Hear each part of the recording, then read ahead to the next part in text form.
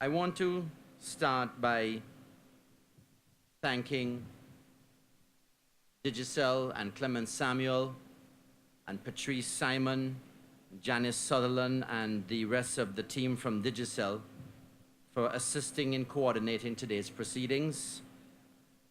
A special thanks as well to the operations team at the ministry for transitioning us to this new facility. I have started with a set of thank yous because it's not possible to get to this day unless a lot of strategic work and planning took place. And in the spirit of public-private people's partnerships, we have also forged an excellent partnership with Digicel and other telecoms providers, and I want to use this opportunity today to thank all of them. I also want to say a special thank you and to acknowledge the developers of this property, Salem and Elias Hadid, SNE and Associates, for working with the government at very short notice, working with the Prime Minister and seeing the vision that we had to bring this concept to fruition. And I promise you that I won't be very long here this afternoon. If we are to study the potential impact of ICTs on any developing economy, there is no doubt, and this has been well documented, that ICTs can contribute in a significant way to national development. And in order for ICTs to propel national development, it takes good leadership. And I want to say that I have been very privileged to have a very good boss and leader in the person of the Prime Minister. And I want to thank the Prime Minister for his leadership in this project. And I'll tell you why I say that. When Clement Samuel and I had conceived of this type of collaboration with a potential partner, and we had a good partner in Digicel, we went to the Prime Minister, and I want to say to you, it took 13 months of negotiations with Digicel for them to agree to all 4 components of GATE. This was a very substantial decision on the part of Digicel to invest in excess of $15 million US, putting in brand new cutting edge technology, and at the same time agreeing with the government that we wanted to maximize and optimize what we can do for ordinary Antiguans and Barbudans in terms of technology. And I remember very well sitting with the previous CEO to the current one, Victor Corcoran, who, as you heard, is in Haiti. That person was John Delves, sitting with John Delves and Clement and the Prime Minister. And the Prime Minister saying very clearly that he wanted a component in GATE that could look at passing skill sets to young people, especially those young people who have skills already from school, but who may not have found a job or who may be looking to retool. So I don't want to leave you with the notion that this is exclusively the brainchild of Edmond Mansoor, because it isn't. While I had the embryonic concept working with Clement, and I want to say publicly to Clement, congratulations on your work in the CPL. You did a great job, and congratulations on your new appointment. And as I told Victor Corcoran, they took away one of my best team leaders in the ministry. But life is about moving onwards and upwards. And so I want to say to the Prime Minister, thank you for your leadership in this area, sir. I know it hasn't been an easy road for you. And I think you wouldn't mind if I said publicly, you and I have had our differences along the way. And some of those differences have coalesced into agreement on what we can do as a country to move young people forward. I also want to thank my wife Cindy, who put up with a lot of late night meetings. I was here very late last night. As a matter of fact, the Prime Minister told me he got one of the emails to his assistant at 2 o'clock, so I just told him, Prime Minister, it's the time I left here, sir. But thanks to my wife Cindy. But let me also say this. This program that we're launching today, which is the third component of GATE, is about impacting on the lives of ordinary people. And I'm sure the Prime Minister will speak to that issue a bit later on. Because this government has been very busy. This government has been very obsessive about giving young people an opportunity. When you look at how many young people are going abroad to study, can I please get the hum off of this? Quiet it down, please. It's distracting me. When you look at our obsession with getting young people abroad to get themselves better skill sets,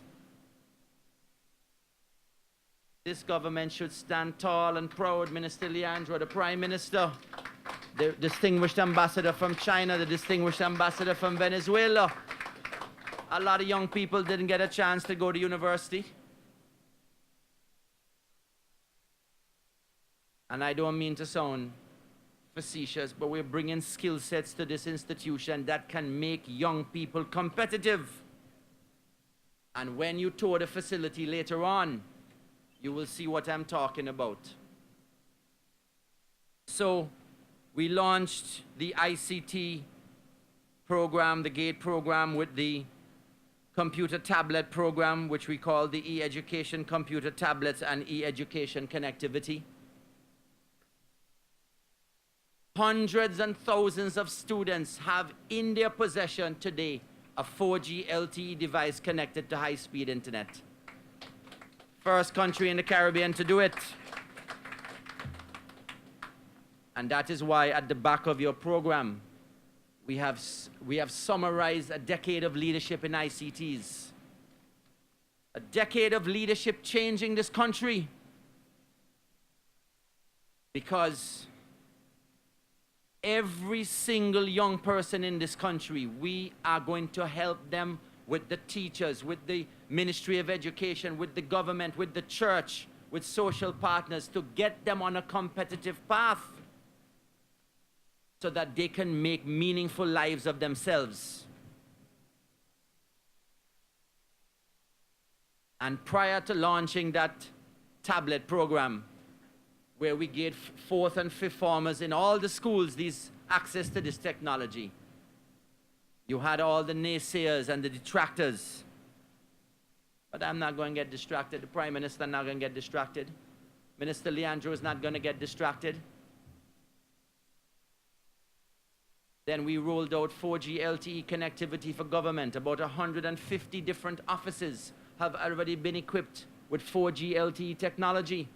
And I want to say here today, if there's any public office, any government office, any statutory body that is having difficulty connecting to the super information highway, please call us at the ministry here.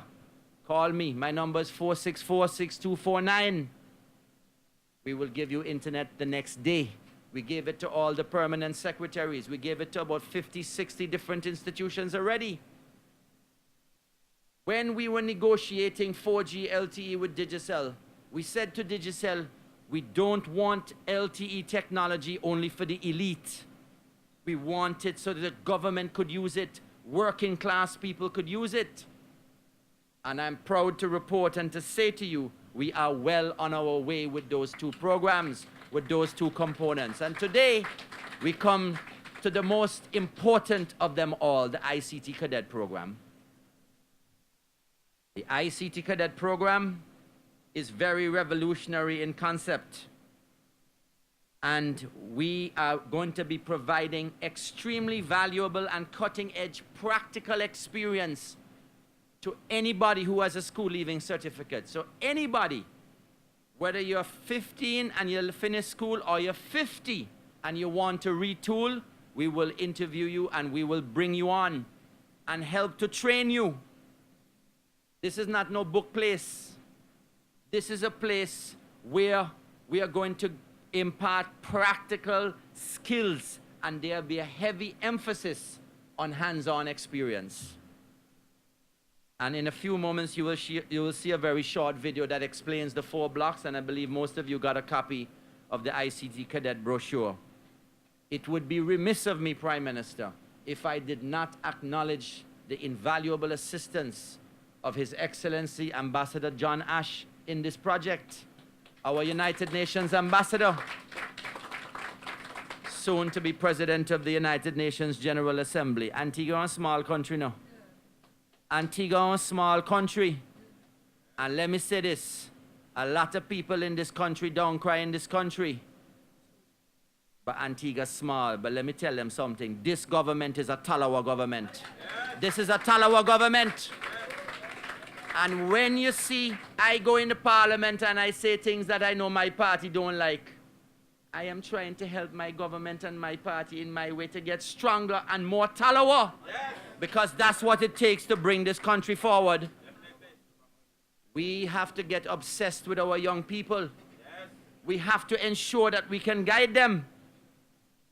And I want to say then in my very few remarks that GATE has attracted international attention.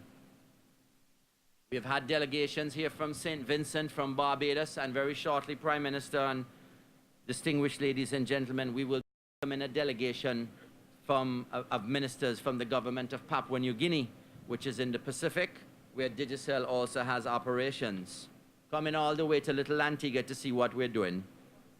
I also want to announce today that next week, Thursday, the government of Antigua and Barbuda, and more specifically the Ministry of Telecommunications and the Ministry of Education, will collaborate with the Caribbean Examinations Council, the CXC, to launch a new CAPE level, or in my days they call it A-level, a new CAPE level subject in digital media right in this facility.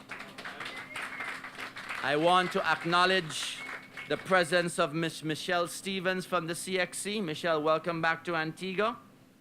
This is a continuation of the collaboration between CXC and the Ministry of Telecommunications. Of course, we've collaborated with them and the Ministry of Education here on deploying Notes Master to teachers and so on. I want to end by also making a few other important announcements. And maybe before I go there, I would say to the cadets, we have for you a very important and intense training program. Please expect a highly disciplined environment. Please expect that we will hold you accountable for everything you do in the facility. But I give you the government's assurance and the ministry's assurance that once you complete this program, which is in 4 blocks, over a duration of 6 months, and you will be paid a stipend of at least $500 every month while you are in training. Expect to leave here with skill sets that will trigger you either to go on to further education or to get out into the real job world. And we are going to equip you for that, and I gave the Prime Minister those assurances. We are not setting up no pappy show nothing here. We are not setting up any pappy show nothing here. We are setting up a facility to help disadvantaged people and advantaged people. We are setting up a facility to get young Antiguans and Barbudans to be competitive.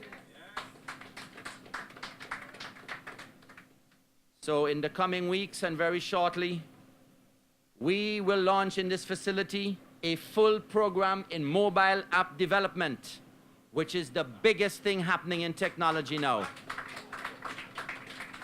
This particular intensive course in mobile app development will be in 2 phases. It will be for those beginners, especially students, and those people at the Antigua State College who may have an interest in this, and in the evenings for more developed and more experienced people like software developers.